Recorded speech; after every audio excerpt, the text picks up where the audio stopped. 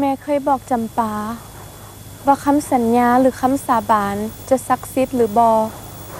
ก็ขึ้นอยู่กับคนสองคนที่ได้สัญญาต่อกันถ้าหากว่าคนที่ได้สัญญากันไว้บ่เฮ็ดตามคำสัญญาก็จะบ่มีความหมายหยัง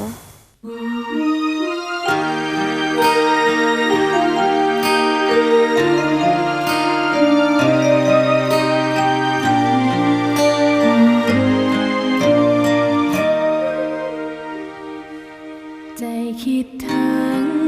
คนฮักอยู่ทุกเวลาอยากบอกว่าใจห่วงหาคิดถึงอยู่ไสน้อแก้วตาอุราน้องยังหดหู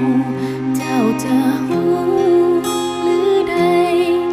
ว่ามีคนเฝ้ารอคอยอย่าเป็นคนใจน้อยไปเลยยอดสู้อยากให้หูอยู่ในใจมนมองบ่น้อยอย่าด่วนทำท้อถอยใจลอยปล่อยหักมางเมินจึงได้ทำห่างเหินเหมือนคนบ่หูจากกัน